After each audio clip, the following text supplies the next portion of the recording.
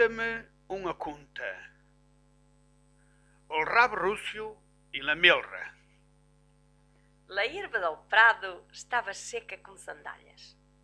Las vacas, enquanto remanavam à sombra dos fresnos e longe da rechaneira del sol, urrinhavam de vez em quando, como a queixaram-se de um alimento tão pobre. Após de meio-dia, Alcila viu-se coberto de nuvens, tapando todo com mantas negras, adivinhando alga. Al tempo marranheiro, punia todas as coisas a respirar ao padrento. Al chicharrar era tão forte que atrelondava. No meio del cerrado, uma milra não dava por nada, entretenida a escravar numa busta a la cata de pechicos. Às vezes, levantava o cachaço espetado ao bico contra o silo, como para saborear melhor, e, muito aguda, rodava os olhicos a ver se nada lhe vi a roubar a busta. Nesto sentiu um peixarico a esboleiciar a pidelha. Era um rabo rússio que dava bolos de um fresmo para outro. Assim que pousava num galhico, punia-se com os seus pios nerviosos a modo de estar enraivado. Mas logo bolava para outro galho, continuando com a cantiga. La milra não lhe volvia reposta nem calabaça. Botando-lhe ao desprezio, continuava ao seu almoço.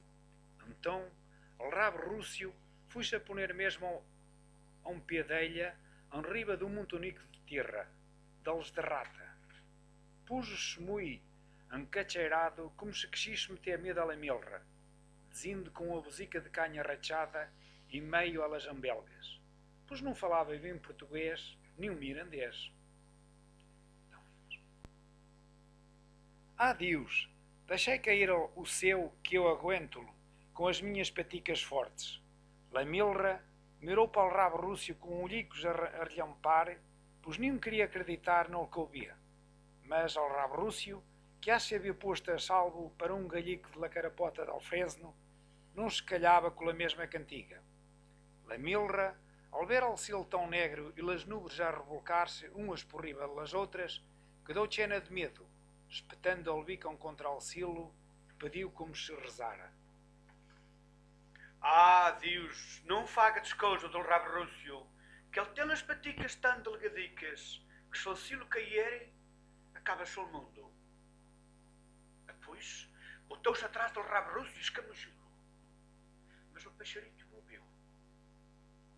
Pôs o champido uma vaca, colocou o bico como se não fora nada com ela, e encheu a milra de tolos de nomes que lhe veniram à cabeça.